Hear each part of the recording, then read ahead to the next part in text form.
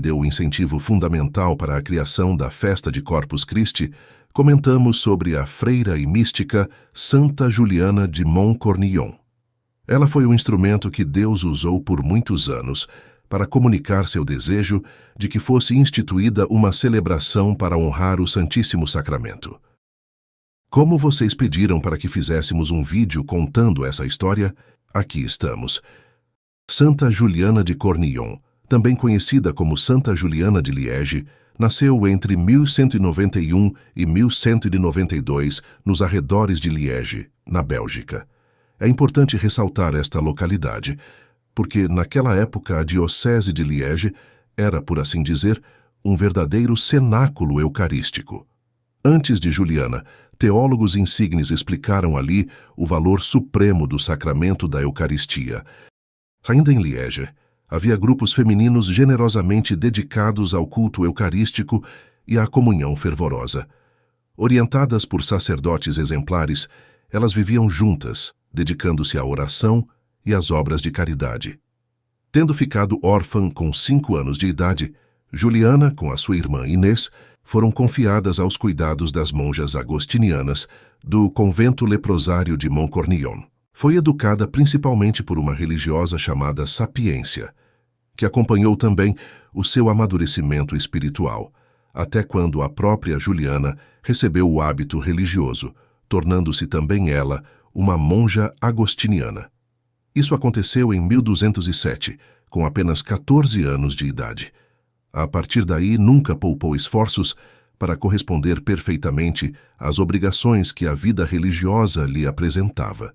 Era assídua na oração e sempre pronta a obedecer à ordem de suas superioras. Adquiriu uma cultura notável, a tal ponto que lia as obras dos padres da Igreja em língua latina, em particular Santo Agostinho e São Bernardo.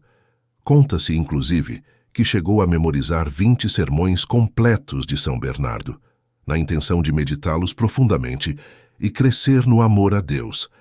Além de ter uma inteligência perspicaz, Juliana demonstrava desde o início uma propensão especial para a contemplação. Era dotada de um profundo sentido da presença de Cristo, que experimentava, vivendo de modo particular o santo sacrifício da missa e a adoração ao Senhor na Eucaristia. Sua superiora, notando seu espírito de contínua oração, garantiu-lhe o direito de se dedicar mais à vida de oração, sendo vista continuamente em êxtases por suas irmãs enquanto rezava. Juliana frequentemente meditava sobre estas palavras de Jesus: "Eis que eu estou convosco todos os dias, até o fim do mundo." Com a idade de 16 anos, teve uma primeira visão que depois se repetiu várias vezes nas suas adorações eucarísticas. A visão apresentava a lua no seu mais completo esplendor. Esta lua, porém, tinha uma mancha escura, como que uma incisão, que lhe tirava parcialmente o brilho e a beleza. O Senhor levou-a a compreender o significado daquilo que lhe tinha aparecido. A lua simbolizava a vida da Igreja na terra. A mancha opaca representava, ao contrário, a ausência de uma festa litúrgica, para cuja instituição se pedia a Juliana que trabalhasse de maneira eficaz. Ou seja, uma festa em que os fiéis pudessem adorar a Eucaristia para aumentar a fé, prosperar na prática das virtudes e reparar as ofensas ao Santíssimo Sacramento. Durante cerca de 20 anos, Juliana, que agora era priora do convento, conservou no segredo esta revelação, que tinha enchido de alegria o seu coração. Nesse período, confiou-se com outras 2 fervorosas adoradoras da Eucaristia, a beata Eva, que levava uma vida eremítica, e Isabel, que tinha se unido a ela no mosteiro de Montcornillon. As 3 mulheres estabeleceram uma espécie de aliança espiritual, com o propósito de glorificar o Santíssimo Sacramento. Quiseram envolver também um sacerdote muito estimado, João de Lausanne, cônego na igreja de São Martinho, em Liege, pedindo-lhe que interpelasse teólogos e eclesiásticos sobre aquilo que elas estimavam. As respostas foram positivas e encorajadoras. O que aconteceu com Juliana de Cornillon repete-se frequentemente na vida dos santos.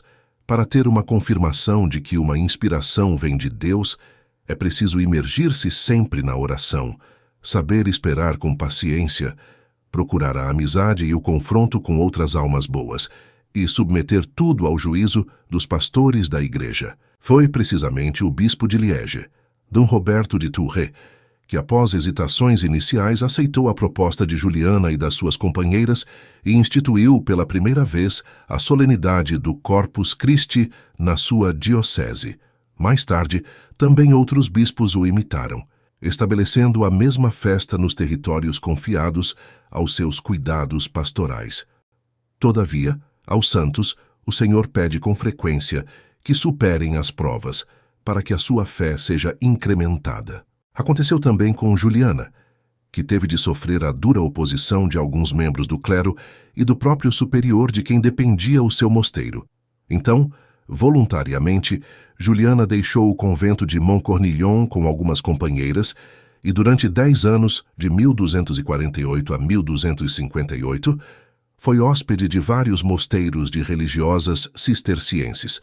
Edificava todos com a sua humildade. Nunca tinha palavras de crítica ou de repreensão para os seus adversários, mas continuava a difundir com zelo o culto eucarístico. Faleceu em 5 de abril de 1258, aos 65 anos na Bélgica.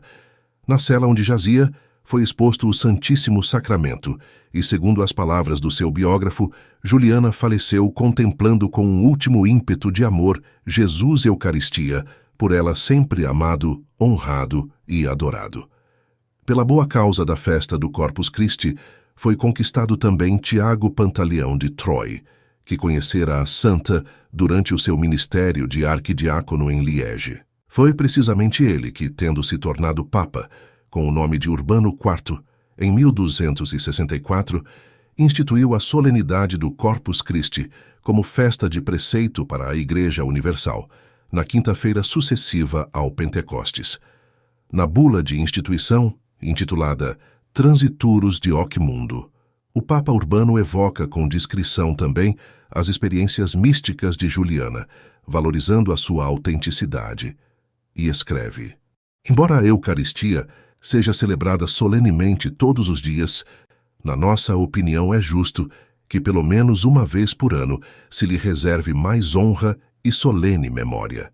Com efeito, as outras coisas que comemoramos, nós compreendemos com o espírito e com a mente, mas não por isso alcançamos a sua presença real.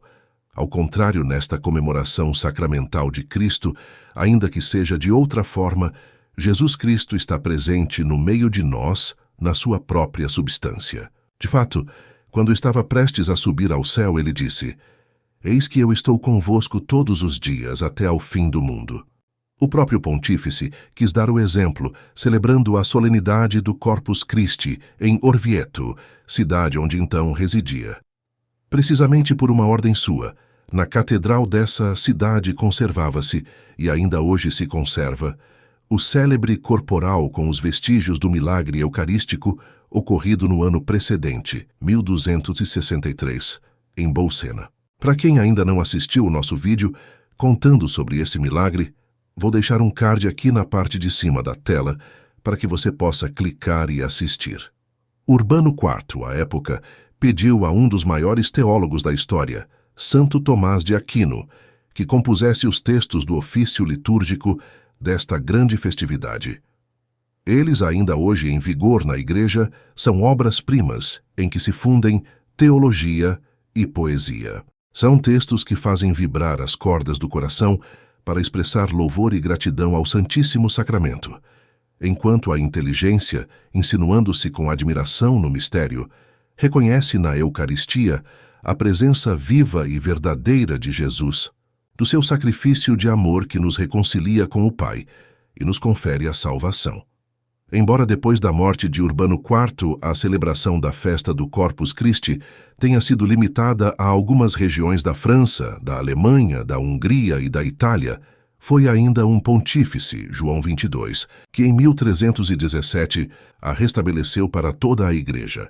Dessa época em diante, a festa conheceu um desenvolvimento maravilhoso e ainda hoje é muito sentida pelo povo cristão.